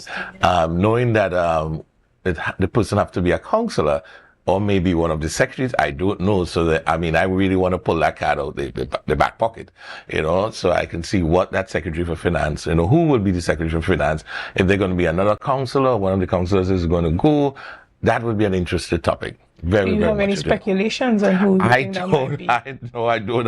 I don't have a clue, but the chief sec in his wisdom indicated that this will be his last budget. I'm looking forward to that budget speech, Chanel, and that's something that we really have to look forward to. We're looking to see what is there for us. What is there for us, the Tobago people, the business alike. We want to see what's happening there for us, and as we go into the final rounds of governance. So we would definitely be looking with bated breath on that budget speech coming up in June. I think June, July mentioned, and we definitely want to see what's coming out, the outcome of that speech. And with the appointment of Sonny Craig as Assistant Secretary in the Office of the Chief Secretary, with his responsibility for energy transition and carbon sequestration, do you think that we would see more policies coming out in regards to sustainable energy consumption here in Tobago? Well, you have noticed that all these Deputy Chief Sec offices no longer there, and everything they absorb into the Chief Sec offices. So that meant that the Chief Sec portfolio now grew significant, and I think he needs as much assistance as possible to assist going forward. We see a lot of things that bantering around in the space about the economy and energy, etc., and even the development of Tobago itself. And he would need all the support, all hands on deck, to really make this thing realistic. Right. And do you think that with this new appointment in this particular area that we would begin focusing more on Tobago's carbon emission and its contribution to overall climate change here in Trinidad and Tobago nationally? Well, I saw just recently with the e-tender some focus of digitalizing the THE, and that's a real, forward step going forward. So if the environment now becomes a big concern, and we really want to push the environment because it's important for us as a small island, and I think that's going in the right direction. Can't be nothing more than positive in that direction.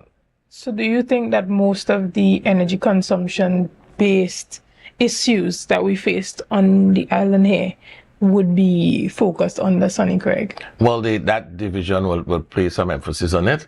We're looking at probably electrifying the buses on the island, maybe even cars. And we need more charging ports, though. As you can realize, there's probably only 1 or 2 charging ports.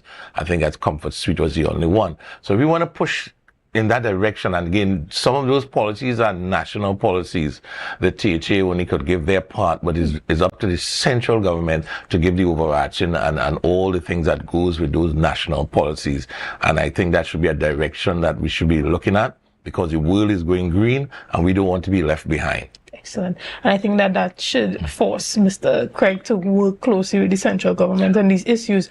Now, the reason why I would have asked if you think we would see him working on these things is, again, as suggested by Attorney Martin George, there was very little explanation about this area that he's now appointed to, because we have not seen this before in the THA.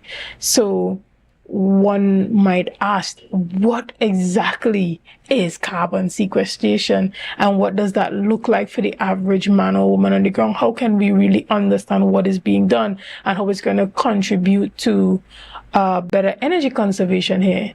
Well, I think Mr. Craig, in his new position, will be able to rule out something, and probably will get some public awareness. Education is the key.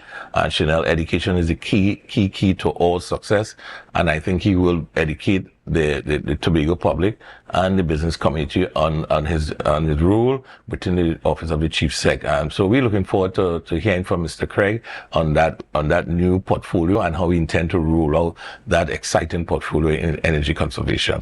I don't want to just graze over the point of that relationship with the Ministry of Energy and how this role can play into probably even, creating a better relationship with the central government by means of us finding that common ground where our energy conservation and sustainable energy is concerned. Well, you're correct. Chanel, the relationship between the Tobago Assembly and the central government should be one of a cordial relation. And we're looking forward when the THA could lift the bar a bit and bring it to that level. It's important because any sort of big development, huge development on the island, we will need central government input. And so we need the both entities to have that kind of relationship moving forward. So I think if Mr. Craig is the first one to break the ice on that one, I mean, we have him and we wish him luck in that area. And he could be, just the one to start the thing going. Because we need that conversation. The conversation between the Tobago Assembly and the central government is critical to the growth of Tobago. Without that conversation, Chanel, we're stuck.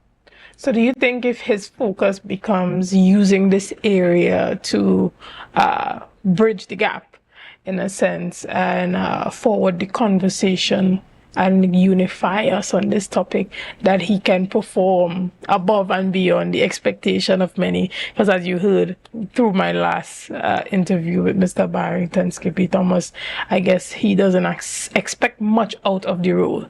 Do you think that Mr. Craig forging these relationships can help him to truly perform well or function in that role? Well, let's look back at the oil spill and we see what a disaster brings. A disaster brings people together. And I see the central government and the THA were working hand in hand in assisting in that whole disaster that happened there, the oil spill. And there was a joint press conference with the chief sec and the prime minister. Chanel, that was exciting. That was really good. That was eye-opening. That was a breathtaking event. And we look forward to relationships like that. So let's not wait for disaster, because the next disaster might be an oil spill. It might be worse. So let's start the conversation now, and so that we could see what's left. Again, we don't have much time. Next year, the election bell is going to be wrong, and that's it. We're all going to get into election mode, and that will be it. Right. And from the Chamber's perspective, what do you think Tobagonians, especially Tobago business persons, are looking for come next election? Well, what I see in this space right now, Chanel, we needed a game changer. We're going to have this new huge airport, brand new, probably one of the best in the Caribbean. And we need to fill that airport with airlifts. We need to fill that airport with people moving. We need commerce. We need things happening on the island. So development, we are pause for development. We are pro-development. We are for development on the island. We, the Tobago Division, are for development on the island. So when we talk about development, we spoke about development in context that there must be some conditions to the development. We don't want development and we, the Tobago people, the average man on the ground, don't see the benefits of that development. So education is a key here, Chanel. So we must educate the average man on the ground, knowing that, hey, if development is to take place in Tobago point X, these are the things that you can gain from it. And I'm speaking about the man in the village of Charlottesville, the man in Speyside, the man in Castara. How can I gain anything from a development happening in the West? And then he may be planting, he may be into agriculture, he may be a fisherman. And those are the conversations we need to have with all these entities. That's how we can benefit, how the individual, the man on the ground, Chanel, the taxi driver, the guy who planting, his short crops, how these people, the average Tobagonian can, not the ones who sitting in the fluffy office, but the average man on the ground can and gain something from that development. And we have to educate our people. And when our developers come, we have to ensure our developers see people, the community as part of it, and not just their pockets alone. So it must be, the community must be part of the whole gaining. So whether you're going to give back to the community through sports, through foundations, through development of infrastructure, maybe roads, maybe water, the developers can assist in all of this going forward. And these are the things we want to hear, the education of where the development can aid the community. And many persons have said that there's consensus among businessmen that things are hard. Tobago is hard right now. What advice do you have for businesses to diversify away from THA-based contracts and, help to stimulate the private sector? Chanel, you said hard. I wouldn't use the term hard. I would say we're challenging. Right? Working in the Tobago space at this point is a bit challenging. Moving away from the THA purse and we're looking for more private investment as we move forward is a great thing. And these are things that we welcome. Yesterday we spoke to one of the bankers, Merchant Bank, and some merchant bankers in Tobago and looking for business. So somebody had to be saying something. I don't think Answer Merchant Bank will leave their head office in Port of Spain to come to Tobago seeking to develop business. Something have to be signaling somewhere. Somebody seeing something. So Chanel, we, the Tobagonians, the Tobago business people, I'm talking about everyone must come on board now and let's see how we can navigate through these challenging times. Not hard times. We're not in hard times at all because we're smiling and we're fretting. But it's challenging times. Times when we see things that where we have to hold together as one and brace ourselves and move through that part we're going through right now. But development is not just for politicians. Development is not just for the administration. Each and every citizen has a responsibility to partake in Tobago's development. What advice do you have for citizens for them to take that step towards stimulating the economy? Well, the first thing I see is that the people must know what is there for them. So education plays a very important role there. And we at the Chamber, the Tobago Division, we are trying to educate our business folks, our folks on the island, about all that is out there for them to take advantage of. There's so much things out there offered by the THA and the government that half of us don't know about. And I remember recently a young lady was telling me about her son. He's into sports and he's looking forward to sponsorship and athletes. And I said, but there's so much things that the ministry has and the THA have to assist athletes, and we just don't know about them. And hence the reason why we ask for education will be the key. Education is a real success. Once you have an educated public, and we're not talking about education only in academia, but other things, just knowing how to get things and how things can develop and how things can move, that's critical. That's very critical in growth. Thank you so much, Mr. Williams. Thank you again for joining us. It's always a pleasure having a conversation with you guys. Unfortunately, we come to the end of this morning's conversations. It was a pleasure to sit here with you. Thank you for liking, sharing, and commenting. And thank you for making Tobago Updates the #1 broadcaster here on the island of Tobago. Again, I am Chanel Felix, and it has been my pleasure to be with you this morning. Have a great day. 1,000 people strong, and the vibes is never wrong. We are beauty, we are power. We are people in the sun. We are beaches, we are rivers. We are melanated ones. We special and there is no denying. Tobago is #1. I am you and you are me. Together we're stronger. Good morning today. You're viewing Tobago Updates Television, your exclusive gateway to Tobago, broadcasting the beauty of this island paradise to the world.